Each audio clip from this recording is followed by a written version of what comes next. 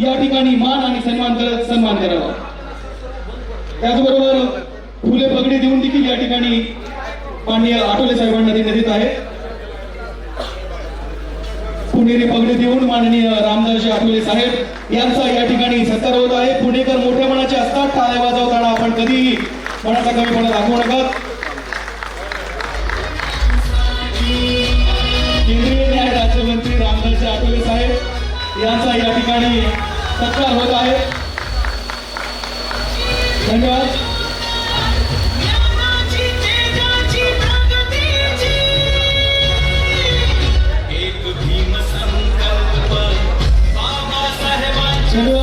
यानंतर शहराचे उपमहापौर माननीय परशुराम भाऊ वाडेकर यांचा या ठिकाणी सत्कार होईल। मी आपले शहराचे अध्यक्ष सुनील भाऊ खंडाळे यांना विनंती करतो की आपण माननीय परशुरामजी वाडेकर साहेब यांचा सत्कार करावा।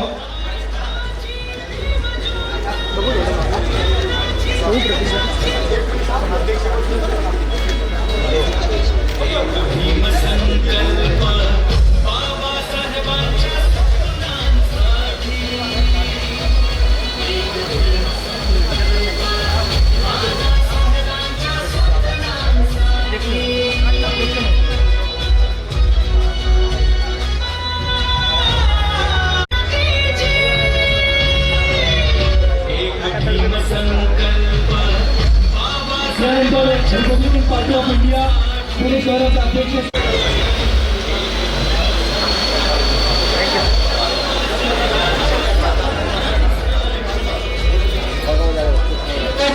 सत्काराचा कार्यक्रम या ठिकाणी संपन्न झालेला आहे। कृपया ज्यांचे सत्कार झाले त्यांना विनंती आहे आपण गर्दी कमी करावी।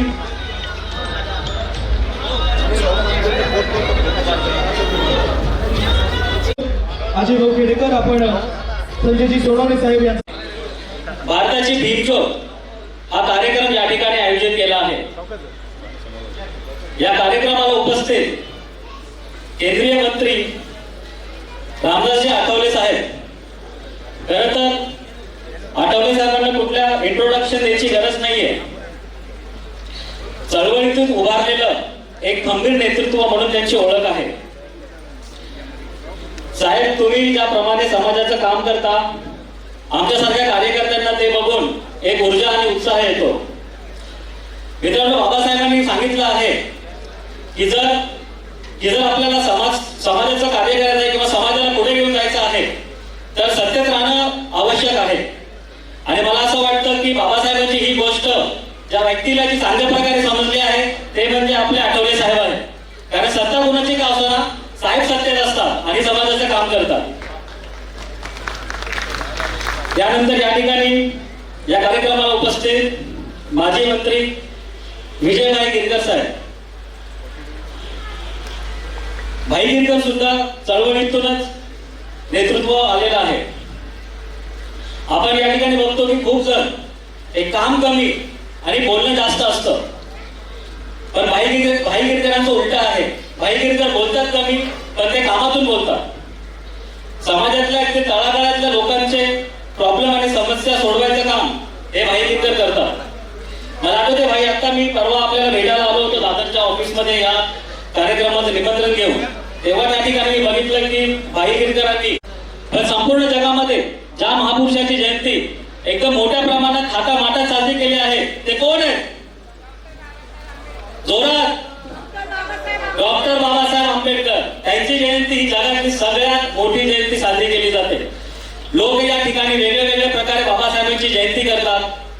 कोणी मिरवणूक काढून करतं, कोणी व्याख्यान ठेवतं, तर कोणी दिनदिनाचा कार्यक्रम ठेवतं। पण आम्ही या ठिकाणी भारतीय जनता पार्टी अनुसूचित जाती मोर्चातर्फे हा एक आगळा वेगळा प्रकल्प करून बाबासाहेबांची जयंती साजरी करण्याचा प्रयत्न करतो। ही भारताची भीमज्योतचा प्रवास दीक्षाभूमीपासून चैत्यभूमीपर्यंत आहे। नागपूरमध्ये 17 तारखेला आमचे अध्यक्ष रवींद्रजी चव्हाण साहेब यांनी या भीमज्योतीला प्रज्वलित केली। तिथून ती नागपूर, अकोला, नाशिक, छत्रपती संभाजीनगर, लातूर, सोलापूर, आज पुणे आणि आता पुढे ती मुंबई जाऊन आम्ही ते चैत्यभूमीत समर्पित करणार आहोत। मित्रांनो, मला खासदारांनी विचारलं ही भारताची बिनचूक म्हणजे काय आहे. तर आपल्या महाराष्ट्राची जी एक पारंपरिक सांस्कृतिक एक पद्धत आहे पटनाट्याची आणि त्याला भीमगीतांची संगत आणि एक तांत्रिक जोड म्हणून AI व्हिडिओ याचं कॉम्बिनेशन करून आम्ही हा कार्यक्रम बनवला आहे. या कार्यक्रमामध्ये आपण बघणार आहोत की बाबासाहेबांचा झालेला संघर्ष कसा होता. मग तो त्यांचा सुरुवातीला झालेला शैक्षणिक संघर्ष असेल किंवा सामाजिक संघर्ष असेल किंवा त्यांना झालेला तो राजकीय संघर्ष असेल. या कार्यक्रमामध्ये आपण बघणार आहोत की बाबासाहेबांच्या स्वप्नातला भारत कसा होता आणि बाबासाहेबांचे विचार घेऊन केंद्रामध्ये आपले पंतप्रधान आणि राज्यामध्ये आपले मुख्यमंत्री बाबासाहेबांचे विचार घेऊन काम कसं करत आहेत. ह्याच्यामध्ये आपण बघणार आहोत की बाबासाहेबांचं नाव आणि आपला समाज काही राजकीय पक्ष एक वोट बँक सारखा कसा वापर करतात आणि त्याचबरोबर आपल्या पक्षाच्या विरुद्ध हे जे फेक नरेटिव्हचं जाळं पसरवलं जात आहे तर ते एक्झॅक्टली काय स्ट्रॅटेजी वापरून जाळं पसरवत आहेत, त्याचं खरं खोटं काय आहे आणि सुजाण नागरिक म्हणून आपण हे जाळ्यात कसं बसलं नाही पाहिजे हे आपण या कार्यक्रमात बघणार आहोत. तर एकंदरीत मनोरंजनातून प्रबोधन हा या कार्यक्रमाचा एक उद्देश असणार आहे. तर आता ऑलरेडी खूप लेट झालेला आहे. आपल्याला अध्यक्षांनी त्यांच्या मनोगतामध्ये सांगितलं की खऱ्या अर्थाने श्रद्धेय भारतरत्न डॉक्टर बाबासाहेब आंबेडकर यांना अभिप्रेत असणारं काम या देशामध्ये आपले देशाचे पंतप्रधान आदरणीय नरेंद्रभाई मोदी आणि राज्यामध्ये आपले मुख्यमंत्री आदरणीय देवेंद्रजींच्या माध्यमातून चालू आहे. बाबासाहेबांना अभिप्रेत असणारं काम आणि बाबासाहेबांच्या विचाराचा वारसा पुढे नेण्याचं काम आपल्या सर्वच मंडळींच्या माध्यमातून गेले अनेक वर्ष चालू आहे. आपण पाहतोय की देशामध्ये दरम्यानच्या काळामध्ये काही नतद्रष्ट मंडळींनी आपले पक्षाचे विचार किंवा आपल्या पक्षाच्या विरोधामध्ये काही चुकीचा आणि अपप्रचार करण्याचं काम केलं. पण खऱ्या अर्थाने ही सर्व मंडळी ज्या पद्धतीने काम करतायत याला उत्तर देण्यासाठी सन्माननीय आपले प्रदेशाध्यक्ष विश्वजित गायकवाड आणि त्यांच्या सर्व सहकाऱ्यांनी हा जो एक अनोखा उपक्रम केला त्याबद्दल, कारण अशा कार्यक्रमांची आवश्यकता समाजामध्ये अत्यंत आवश्यक आहे. हा अपप्रचार खोडण्यासाठी, हा अपप्रचार लोकांच्या मनात काढण्यासाठी अशा पद्धतीने वेगवेगळे उपक्रम करणं आवश्यक आहे आणि आज ते अनुसूचित जाती मोर्चाच्या माध्यमातून केले जातात. आठवले साहेब असतील, भाई गिरकर असतील, ही मंडळी अनेक वर्ष या चळवळीमध्ये काम करतात. आज भाईंना पाहिल्यानंतर आमच्या विश्वासराव गांगुर्डेंची पण आठवण येते. म्हणजे असे अनेक नेते की ज्यांच्या आयुष्यातले 40-40, 50-50 वर्ष या चळवळीमध्ये काम करण्यात व्यतीत केली आणि याच्या आधारावरती हा समाज उभा राहिला, हे राष्ट्र निर्माण झालं. विकसित भारताचं स्वप्न घेऊन आपले मोदीजी या देशामध्ये काम करतात. मला असं वाटतं की आजच्या या कार्यक्रमाच्या निमित्ताने बाबासाहेबांनी आपल्याला जे संविधान आखून दिले, बाबासाहेबांनी आपल्याला जो मार्ग दाखवलाय, या मार्गावरती आपण पुढच्या काळामध्ये वाटचाल करण्याचा संकल्प या निमित्ताने करूयात. मी या कार्यक्रमाच्या निमित्ताने उपस्थित सर्व मान्यवरांचं मनपूर्वक स्वागत करतो आणि या उपक्रमाला, या कार्यक्रमाला आपल्या सर्वांच्या वतीने शुभेच्छा देतो आणि थांबतो. जय हिंद, जय भीम, जय महाराष्ट्र. जे म्हणून महापुरुष आहेत, त्यानंतर माता जिजाई, माता रमाई, माता भीमाई या सर्वांच्या विचारांना मी प्रथम वंदन करतो. आठवले साहेब ही सगळी जाती भारतीय जनता पार्टीच्या अनुसूचित जाती मोर्चामध्ये सर्व विचारलं तू कुठल्या, आता आपल्यामध्ये विचारत नाही की तू कोणत्या जातीचा आहे, तू कोणत्या. त्यांनी या देशाचं संविधान लिहिलं आणि आपण या संविधानावर चालतो. गेल्या वेळी थोडं घाटे साहेबांचे मी आभार माने की ज्यावेळी लोकसभेमध्ये थोडी अडचण झाली आणि मग घाटे साहेबांना या ठिकाणी आम्ही विविध समाजाच्या मिटिंग घ्यायला सांगितला, तर घाटे साहेबांनी बंगाली समाजाची मिटिंग घेतली आणि त्यासाठी मी शुभेंदू अधिकारी मुंबईत आले होते, ते पुण्यात आले आणि घाटे साहेबांनी 5000 बंगालींचा त्या ठिकाणी मेळावा घेतला. घाटे साहेबांचं अजून कौतुक आहे, या 20 एप्रिलला आम्ही त्यांना सांगितलं की या पुण्यामध्ये जेवढे बंगाली समाज आहेत तेवढे त्या ठिकाणी बंगालला पाठवा. घाटे साहेबांनी एक गाडी भरवून म्हणजे 24 डब्याची गाडी भरून त्या ठिकाणी बंगालला पाठवलं. काटे साहेब, आपण 6,000 बंगाली लोकांना तिकडे पाठवले, जे मतदार होते 6,000.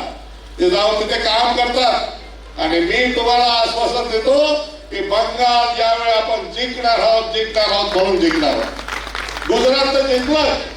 गुजरातमध्ये आपल्या सगळ्या महानगरपालिका आपल्या आल्या.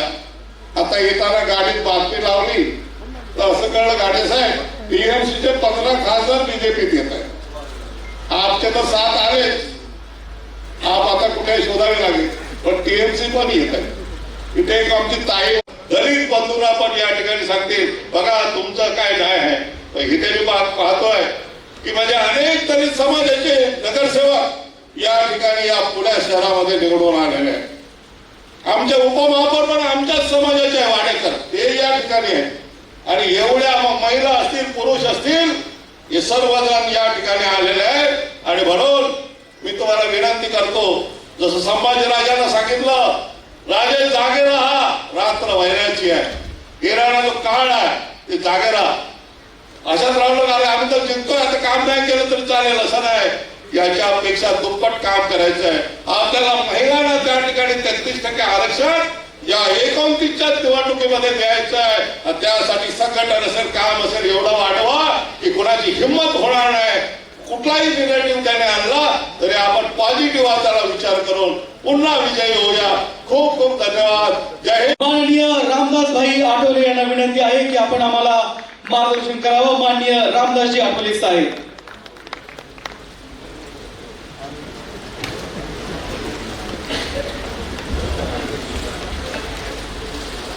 उपस्थित बंधू आणि भगिनींनो,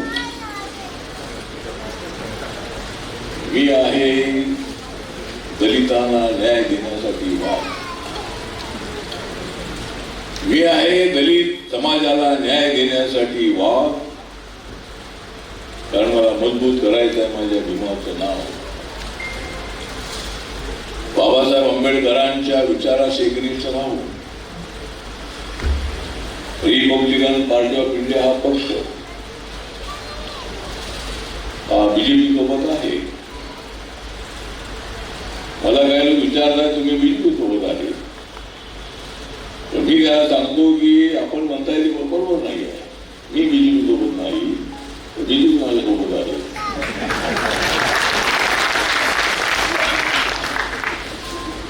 तर ठीक आहे, तर वैचारिक काय मुद्द्यावर मतभेद असलेही तरी कॉमन मिनिमम प्रोग्रामवर आम्ही एकत्र आहोत. नरेंद्र मोदींच्या विकासाच्या अजेंड्याला घेऊन आमचं एनडीए सरकार पुढे चाललेलं आहे. देशाला एका उंच अशा शिखरावर पोहोचवण्यासाठी नरेंद्र मोदीजी दिवस रात्र काम करतात. आणि नरेंद्र मोदीजी हे अत्यंत ऍक्टिव्ह असणारे प्रधानमंत्री आहेत. माझ्यासोबत मोदी साहेबांचे संबंध अत्यंत चांगले आहेत. कधी भेट झाली तर मला विचारलं काय नवीन कविता आहे का, तर भारतीय जनता पार्टीच्या असंख्य लोकांसोबत माझे संबंध चांगले आहेत. भाई गिरकर या ठिकाणी आहे आणि भाई हे अत्यंत आंबेडकर विचाराचे बौद्ध समाजाचे नेते आहेत. भाजपमध्ये जरी असले तरी बौद्ध समाजासाठी सातत्याने आवाज उठवणारे आहेत. आणि आपल्याला सत्तेमध्ये काहीतरी मिळालं पाहिजे अशी माझी सूचना आहे. भारतीय जनता पार्टीबरोबर आपण अनेक वर्षांपासून आहोत. मी तर अलीकडे भाजपसोबत आलेलो आहे आणि जोपर्यंत तुमची सत्ता तुमच्यासोबत आहे.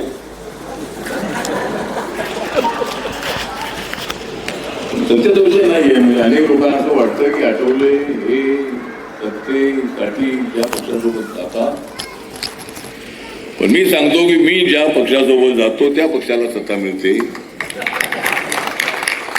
त्या पक्षाचा मुख्यमंत्री होतो, त्या पक्षाचा प्रधानमंत्री होतो आणि म्हणून मला त्यांच्या बदल्यामध्ये मला ही सत्ता मिळते. तर आज या ठिकाणी भीमज्योत आलेली आहे. विश्वजित गायकवाड हा अत्यंत ऍक्टिव्ह असणारा तरुण आहे. लातूर जिल्ह्यामधला आहे आणि लातूर जिल्ह्याशी माझा अत्यंत जवळचा संबंध राहिलेला आहे. गावागावाशी, वस्ती वस्तीशी, गल्ली गल्लीशी पॅंथरच्या काळामध्ये मी फिरलेलो आहे. मराठवाड्याने मला मोठं केलेलं आहे. मला महाराष्ट्राच्या मंत्रिपदापर्यंत पोहोचवण्यामध्ये आणि दिल्लीच्या मंत्रिपदापर्यंत पोहोचवण्यामध्ये कार्यकर्त्यांचे थवेचे थवे माझ्या पाठीशी आहे. माझा पक्ष छोटा असेल, माझा पक्ष असा आहे की कुणाला सत्तेवर आणायचं आणि कुणाला पाडायचं हे काम माझ्याकडे आहे. आणि आज इथं भीमज्योत आलेले आहे. दीक्षाभूमीवरून भीमज्योत आलेले आहे. विश्वजित गायकवाड यांना महाराष्ट्राच्या शेड्यूल कास्ट जो मोर्चा आहे त्या मोर्चाच्या अध्यक्षपदावर त्याची नेमणूक झाल्यानंतर त्याचे वडील माझे चांगले मित्र आहेत, त्याचा काका माझा चांगला मित्र आहे. कारण माझ्यावर ज्या ज्या वेळेला येतो प्रसंग बाका, माझ्यावर ज्या ज्या वेळेला प्रसंग येतो बाका त्यावेळेला माझ्या पाठीत उभा राहतो तुझाच काका. पण मी ज्या शहरात जातो त्या ठिकाणी फुलून जातो जय भीमच्या आवाजाने नाका. मी ज्या ठिकाणी जातो त्या ठिकाणी फुलून जातो जय भीमच्या नावाने नाका. म्हणून माझ्यावर कधीच प्रसंग येत नाही बाका. आज इथे आपण सर्वजण आलेले आहात आणि विश्वजितवर चांगली जबाबदारी सोपवलेली आहे. भारतीय जनता पक्ष जो आहे या भारतीय जनता पक्षासोबत जायचं की नाही, शिवसेनेसोबत जायचं की नाही. मी तुमच्या विरोधामध्ये होतो अगोदर. मी काँग्रेस पक्षासोबत 3 वेळेला खासदार म्हणून निवडून आलो, पण 4थ्या वेळेला मला त्या शिर्डीमध्ये पाडलं. आणि काँग्रेसच्या काळामध्ये माझ्या घरातलं सामान बाहेर काढलं. काँग्रेसचे अनेक नेते हरले तरी त्यांचे बंगले वर्ष 2-2 वर्ष असेच असतात त्यांच्याकडे, 4-4 वर्ष. पण मला शिर्डीमध्ये हरवलं काँग्रेस आणि राष्ट्रवादीनं. म्हणून मी ठरवलं की आता पुढच्या निवडणुकीमध्ये यांना मी हरवल्याशिवाय राहत नाही. आणि मी भाजप शिवसेनेसोबत मी गेलो. सगळ्या महाराष्ट्रातल्या विचारवंतांसोबत चर्चा केली. बौद्ध जे प्राध्यापक आहेत त्यांच्यासोबत चर्चा केली. अनेक संपादकांसोबत चर्चा केली की बाळासाहेब ठाकरेंना मी बांद्र्यामध्ये माझं घर आहे. मला शगर भुजबळांनी 2,500 फुटाची जागा ते दिली होती. बाळासाहेब ठाकरेंचं, उद्धव ठाकरेंचं घर आहे तिकडं माझी जागा 2,500 फुटाची आहे. आणि तिथं मी राहायला आल्यानंतर मला असंच वाटलं की बाळासाहेबांना जाऊन भेटावं. आणि बाळासाहेब म्हणाले की भीमशक्ती शिवशक्ती एकत्र आली पाहिजे, भाजप सेना RPI एकत्र आली पाहिजे. आणि मग मी पुण्यामध्ये, मुंबईमध्ये, नागपूरमध्ये, अमरावतीमध्ये, कोल्हापूरमध्ये, नाशिकमध्ये अनेक विचारवंतांच्या बैठका घेतल्या आणि मला सगळ्यांनी सांगितलं की तुम्ही धाडसी निर्णय घ्या. काँग्रेसने तुम्हाला फसवलेलं आहे. काँग्रेस पक्षाने तुम्ही पंढरपूरमधून निवडून आल्यानंतर तुम्हाला मंत्री केलं नाही आणि शिर्डीमध्ये तुम्हाला जाणीवपूर्वक पाडलेलं आहे. त्यामुळं कॉमन मिनिमम प्रोग्रामवर तुम्ही त्यांच्यासोबत जायला काही हरकत नाही. अटल बिहारी वाजपेयी साहेबांच्या काळामध्ये त्यांची माझी ओळख अत्यंत चांगली होती. मग मराठीमध्ये बोलायचे. आणि त्यावेळेला जॉर्ज फर्नांडिस असतील, नितीश कुमार असतील, शरद यादव असतील, ममता बॅनर्जी असतील, करुणानिधी असतील, नवीन पटनायक असतील, असे अनेक पक्ष जे होते सगळे पक्ष NDA मध्ये होते, नॅशनल डेमोक्रेटिक अलायन्स मध्ये होते. त्यावेळेला BJPच्या 182 जागा निवडून आल्या होत्या आणि या बाकीच्या सगळ्या पक्षांच्या पाठिंब्यावर त्या ठिकाणी अटलजी प्रधानमंत्री झाले होते. आणि मी सुद्धा जो NDA मध्ये आलेलो आहे, मी NDA मध्ये आलेलो आहे ते नरेंद्र मोदींच्या विकासाच्या अजेंड्याला पुढे मजबूत करण्यासाठी. मी नरेंद्र मोदींच्या सोबत आलेलो आहे बाबासाहेबांचं संविधान मजबूत करण्यासाठी. कोण म्हणतोय बाबासाहेब आंबेडकरांचं संविधान बदलणार आहे? जो कोणी बाबासाहेबांचं संविधान बदलेल त्याला आम्ही चिरून मारून टाकल्याशिवाय राहणार नाही. बाबासाहेबांचं संविधान कोणी बदलू शकत नाही. नरेंद्र मोदींच्या काळामध्ये एवढी सगळी कामं तर झालेली आहेत. काँग्रेसच्या काळामध्ये मी त्यांना भेटत होतो पण त्यांना इंटरेस्ट नव्हता. डॉक्टर आंबेडकर फाउंडेशनचं एक ऑफिस होतं त्या ठिकाणी आता मोठं डॉक्टर आंबेडकर इंटरनॅशनल सेंटर उभं राहिलेलं आहे.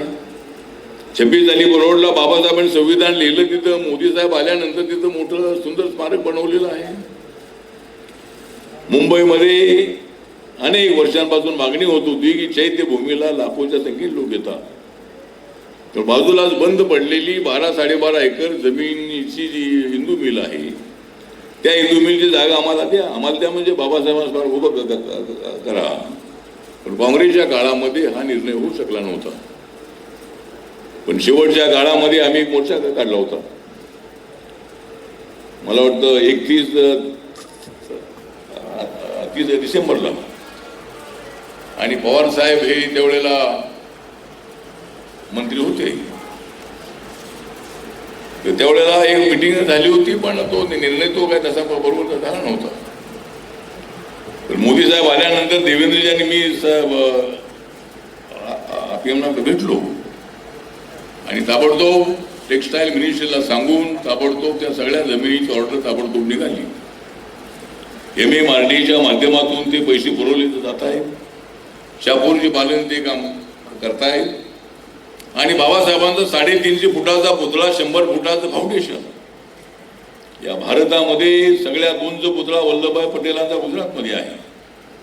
त्यानंतर सर्वात उंच पुतळा कुठला असेल तर तो डॉक्टर बाबासाहेब आंबेडकरांचा पुतळा आहे 350 फुटाचा पुतळा. आणि स्टॅच्यू ऑफ लिबर्टी जो न्यूयॉर्कमध्ये आहे त्याच्यापेक्षा या पुतळ्याची उंची जास्त आहे. स्मारक अत्यंत सुंदर होणार आहे. आणि मोदी साहेबांच्या काळामध्ये त्यांनी संविधानाला माथा टेकून शपथ घेतलेली आहे. आत्ताच आपले गिरकर म्हणाले. आणि अशा पद्धतीने नरेंद्र मोदीजी बाबासाहेबांना मानतात. एक आठवण आपल्याला सांगतो की नवीन संसद भवन झाल्यानंतर एका बौद्ध भिक्खूंचं शिष्टमंडळ घेऊन मी त्यांना भेटलो आणि त्यावेळेला मोदी साहेब म्हणाले की हे पहिलं शिष्टमंडळ मला भेटतंय. दुसऱ्या कुठल्याही धर्माचं शिष्टमंडळ मला भेटलं नव्हतं. तर पहिल्यांदा तुम्ही या नवीन संसद भवनामध्ये माझ्याकडे आलेले आहात. तर मी तुम्हाला आठवण सांगतो की ते म्हणाले की मी प्रधानमंत्री झाल्यानंतर मला चायनाच्या अध्यक्षांचा फोन आला आणि त्यांनी सांगितलं की इतिहासामध्ये सगळी नोंद आहे की तुमचं गाव जे वडनगर आहे मेहसाणा जिल्ह्यामध्ये वडनगर नावाचं गाव आहे. तर त्या गावामध्ये बौद्ध भिक्खूंचं ट्रेनिंग सेंटर होतं. 10,000 भिक्खूंना ट्रेनिंग देण्याचं सेंटर होतं. आणि चायनाचे भिक्खू हुएनचेंग नावाचे भिक्खू त्या ठिकाणी गेले होते. ते काही वर्ष तिथं होते. नंतर ते चायनामध्ये आल्यानंतर ते त्यांच्या गावात राहिले. म्हणून त्याने असा फोन यांना केला की तुम्ही प्रधानमंत्री झालेले आहात तर तुम्ही चायनामध्ये आल्यानंतर तुम्ही माझ्या गावामध्ये या. आणि ती आठवण त्यांनी सांगितली. आणि जरी नरेंद्र मोदी हिंदू असले ओबीसी असले तरी ते मुख्यमंत्री असताना त्यांच्या बंगल्याच्या बाहेर जर आपण कधी गेला मी पूर्वीच्या काळामध्ये पॅंथरच्या काळामध्ये आमचं आंदोलन असायचं आणि त्यावेळेला मुख्यमंत्र्यांची भेट मागितल्यानंतर ते मला त्यावेळेला ओळखत होते आणि काही मागण्या घेऊन आम्ही गेलो तर त्यांच्या मुख्यमंत्र्यांच्या जे निवास आहे त्याच्या बाहेर 6-7 फुटाची बुद्धाची मूर्ती आहे. आधी आपण गांधीनगरला गेला तर गांधीनगरमध्ये त्यांच्या मंत्रालयाच्या बाहेर 10-12 फुटाची बुद्धाची मूर्ती आहे. त्यामुळे आपल्या देशामध्ये बुद्धाला मानणारे लोक हिंदू जरी असले तरी बुद्धाला मानणारे असंख्य लोक आहेत. बाबासाहेबांना मानणारे असंख्य लोक आहेत. त्यामुळे आज इथं ही भीमज्योत ज्या पुण्यामध्ये आलेली आहे. महात्मा ज्योतिबा फुलेंना बाबासाहेबांनी आपलं गुरु मानलेलं आहे. छत्रपती शिवाजी महाराजांना बाबासाहेब मानत होते आणि बाबासाहेब आंबेडकर हे शक्तिपुरुष होते. बाबासाहेब आंबेडकर लोकपुरुष होते. बाबासाहेब आंबेडकर दलितांच्या मुक्तीचा लढा देणारे अत्यंत सरसेनाने अशा पद्धतीचे ऍक्टिव्ह नेते होते. आणि त्या बाबासाहेब आंबेडकरांच्या नावाने भीमज्योत जी आहे आपल्या भारताची भीमज्योत जी आहे ही भीमज्योत आज पुण्यामध्ये आलेली आहे. ज्या पुण्यामध्ये पुणे पॅक्ट झाला होता त्या पुणे पॅक्ट झालेल्या शहरामध्ये महात्मा ज्योतिबा फुलेंच्या शहरामध्ये सावित्रीबाई फुलेंनी आनंद यातना सहन करून महिलांना शिक्षण दिलं त्या पुण्यामध्ये आज या ठिकाणी भीमज्योत आलेली आहे. याला एक आगळं असं महत्त्व आहे. आणि विश्वजित गायकवाड जे आहे हे नवजवान आहेत, तरुण आहेत आणि त्यांना ही मोठी जबाबदारी मिळालेली आहे. आणि ही जबाबदारी मिळाल्यानंतर त्यांनी पहिल्यांदाच अशा पद्धतीचा निर्णय घेतला की दीक्षाभूमी, चैत्यभूमी अशा पद्धतीची भीमज्योत त्यांची जात आहे. आणि आज ती पुण्यामध्ये आलेली आहे. आणि यावेळेला या ठिकाणी दिलीपभाऊ घाटे हे तसे ब्राह्मण समाजाचे आहे आणि ब्राह्मण असून ते आजच्या कार्यक्रमाचे अध्यक्ष आहे. त्यामुळे आम्हाला दलित ब्राह्मणांना एकत्र आणायचं आहे, दलित मराठ्यांना एकत्र आणायचं आहे, दलित आणि ओबीसीना एकत्र आणायचं आहे. आणि भारताचा जो नागरिक आहे त्या सर्वांना न्याय देण्यासाठी काम करायचं आहे. त्यासाठी आजचा कार्यक्रम होत आहे. परशुराम वाडेकर आमचे उपमहापौर आहेत RPIचे पुण्याचे, ते या ठिकाणी उपस्थित आहेत.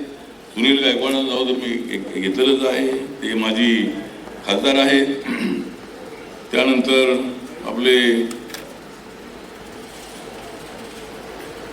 आपल्या कांबळेबाई नगरसेवक आहेत, काय मृणालताई ना, हां फक्त मृणाल नाही, ताई पण असू द्या, म्हणजे मृणाल आणि ताई नुसतं मृणाल म्हटलं.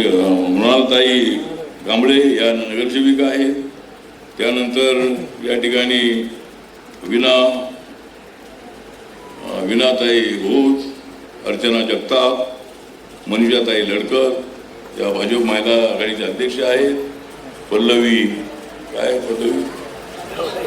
जावळे, पल्लवी जावळे, हर्षदा भोसले, आपले हे संजय सोनवणे आमचे शहराचे अध्यक्ष आहेत.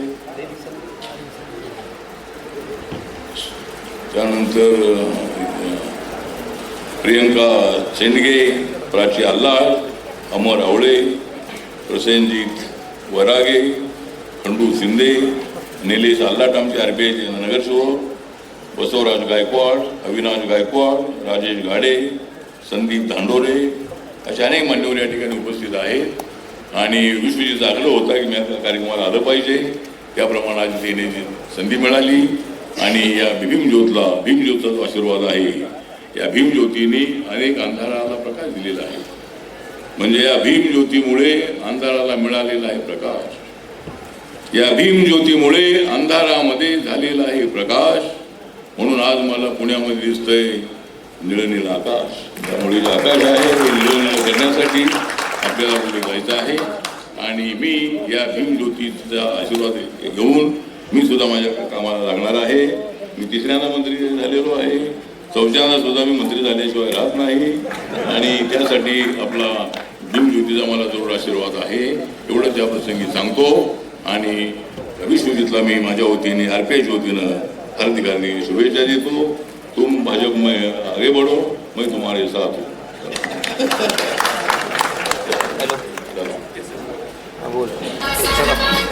खूप खूप धन्यवाद.